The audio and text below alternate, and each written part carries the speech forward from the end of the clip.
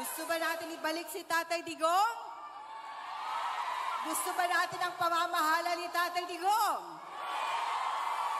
So kaya tayo nagkakaisa sa hapong ito. Unang-una sa lahat, pupugay po kami at bumabati po kami ng magandang hapon po sa lahat na nandito ngayon sa Pansol, Laguna. Pinapaabot po ng ating pinakamamahal na pastor, Pastor Apollo C. Kibuloy, ang kanyang mainit na pagbati. Huwag po natin kalimutan, 53 po sa ating balota. Bagamat hindi natin siya kasama ngayon, pero alam natin ang kanyang puso, ang kanyang diwa, ang kanyang isip.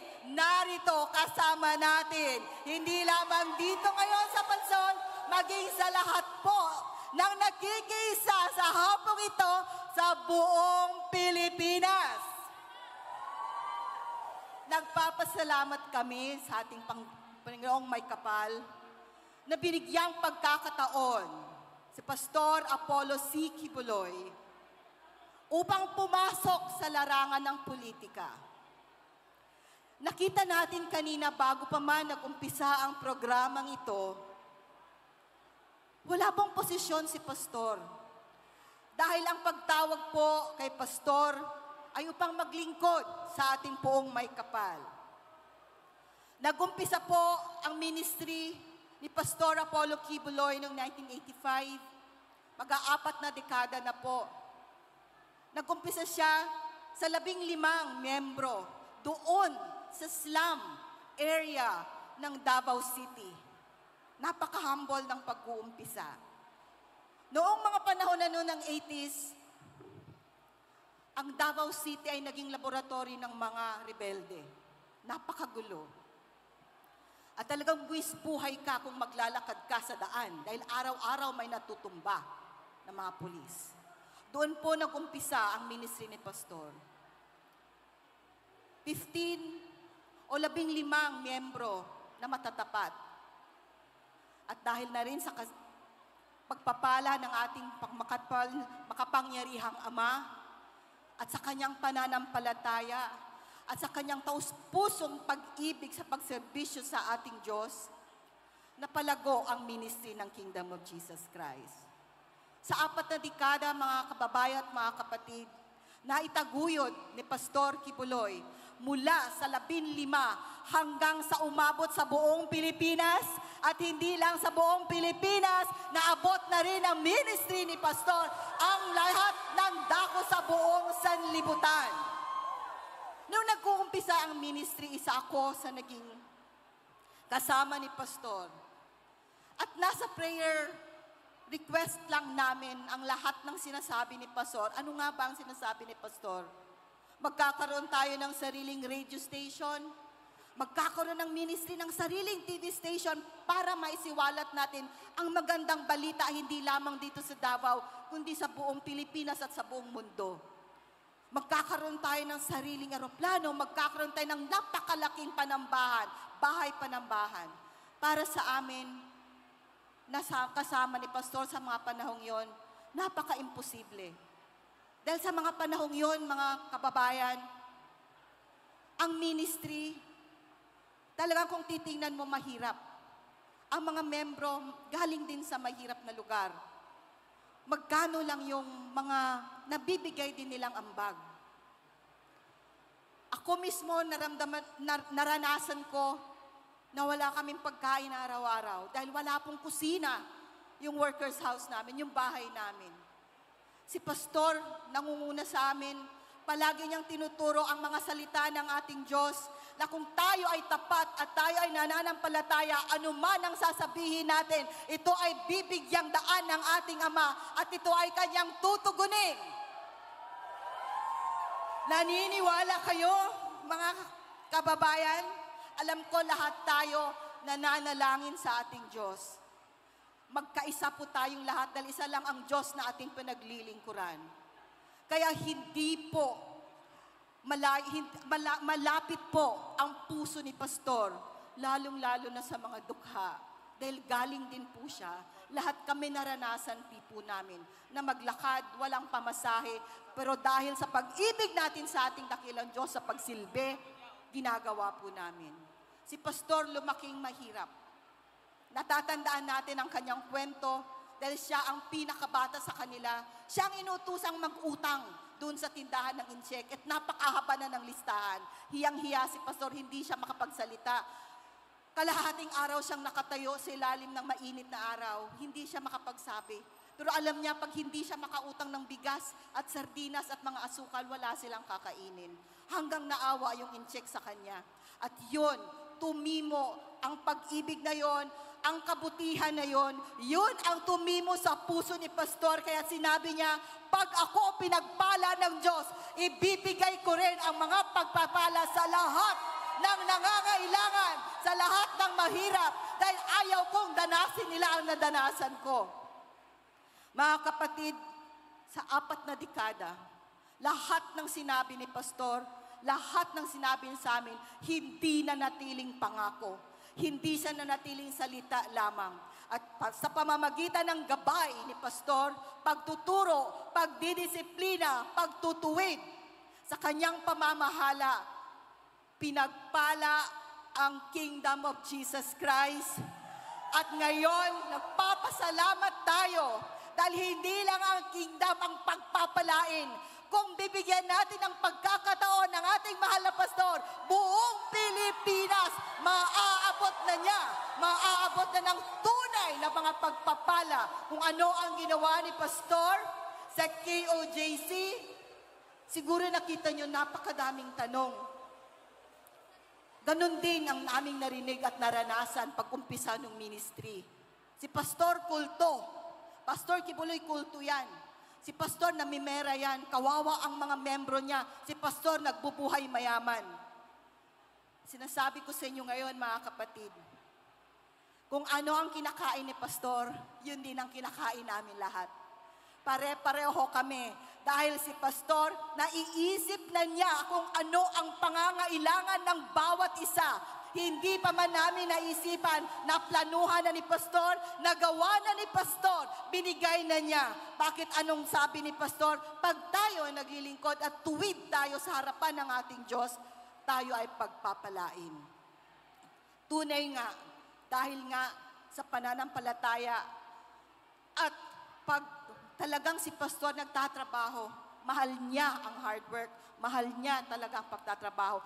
Talagang si Pastor, modelo namin siya sa lahat ng ginagawa. Kaya naman, kung anuman ang narinig namin na paninira, anuman ang panglalait sa kanya, nakatayo kami dahil alam namin ano ang katotohanan. Nakatayo kami sa katotohanan. At ang katotohanan ang magpapalaya sa atin. Gusto niyo ba ng malayang Pilipinas, mga kaibigan? Malaya sa karukaan, malaya at kasamaan, malaya sa kadiliman, malaya sa kahirapan. Yan ba ang gusto ninyo? Yan din ang pangarap at vision ni Pastor para sa Pilipinas. Wala siyang ambisyong maging politiko. Kaya sabi nga niya, pumasok ako sa larangan politika, pero hindi ako politiko. Leader ako. Leader si Pastor, hindi lamang ng 1, 2, milyon ang sumusunod kay Pastor Apollo C. Kibuloy. Dahil nakita natin. Kung baga, nakita nyo kanina, ano na ang nagawa ni Pastor? Hindi na po plano yan. Hindi na po pangarap yan. Nagawa na po ni Pastor. Na-provide po ni Pastor ang lahat ng pangangailangan ng kanyang mga kasamahan ng bawat isa sa amin. Libreng edukasyon. Kaya si Pastor nagpatayo ng sariling eskwelahan. Ilan ang scholars? 80. Mayroon mo nang nagtapos ng abogasya. Ngayon, bago lang nakapag-board at nakatapos ng medisina. Yun ang gusto ni Pastor. Napakaraming kurso. Kaya yung pinatayo ni Pastor, parang lahat, merong access, meron talagang pwedeng mapuntahan. Ano pa ang gusto ni Pastor? Lahat walang maiiwan. Lahat kaya natin. Lahat mabibili natin. Lahat ng pagkain, pangangailangan, edukasyon, kaya natin dahil gusto niya marangal ang Pilipino. Hindi tayo masasayuda, kundi pagpapala na hindi talaga natatapos. Yun ang gusto ni Pastor para sa Pilipinas, nagawa na niya sa kingdom. Nung noon, nanalangin lang kami ng imposible ang magkaroon ng sariling station. Wala kaming kinakain, wala kaming pera, naglalakad lang kami. Tapos sariling radio station, TV station, ang dinadalangin ni Pastor. Natupad ba yan? Natupad. Alam niyo ba ang SMNI? Sino nakakalam ng SMNI? Yan, pagpapala ng Ama na siyang magdadala ng katotohanan. Isang media outlet na hindi bayaran, hindi bias, at yan ang binigay ng Ama upang isiwalat ang magandang balita. Nagkaroon ba ng sarili? Ngayon, meron tayong panambahan, isang kingdom na 75,000. Kaya ang Kingdom of Jesus Christ sa 4 na dekada na pamamahala ni Pastor Apollo Kibuloy ay naging isa sa pinakamabilis na lumago na mga organisasyon o kupunan dito sa bansang Pilipinas. At ano pa? Si Pastor yung nag-iikot ng mga krusada na katulad nito, doon dinadalangin niya ang lahat ng lumalapit sa altar, napapansin niya yung mga kabataan, nangangailangan, payat, talagang may mga sakit, ang daming nangangailangan. Kaya itinayo ni Pastor ang Children's Joy Foundation. Lahat ng mga bata na nangangailangan ng edukasyon, ng pagkain, ng masisilungan, at ng magandang kinabukasan. Hindi lang kahapon, ilang taon na. At nakita rin ni Pastor nung nandun kami sa isa sa mga bundok sa Davao City, kung paano nasira ang ating bulubundukin. Environmentalist ni Pastor. Kaya anong ginawa niya? Sinabi niya sa lahat ng mga membro, young people at leaders ng Kingdom of Jesus Christ, magtanim tayo ng puno. Ibalik natin ang ating kapaligiran. Ibalik natin ang ganda ng ating kapaligiran. We have to restore our Mother Earth. I-restore natin ang Pilipinas. Dahil napakaganda ng Pilipinas, huwag nating hayaang masisira ito. Ano pa? Sa lahat ng ating mga kapatid na nasa tribo, malapit po si Pastor sa tribo sapagkat ang nagpaanak kay Pastor, doon sa Tamayong, laking Davao City si Pastor, although ang kanyang pamilya ay galing sa Pampanga, sa kanilang siyam na magkakapatid, si Pastor ang bunso, si Pastor po ang ipinanganak doon sa Tamayong. Bagoba po ang nagpaanak kay Pastor. Kaya malapit si Pastor sa ating mga tribo.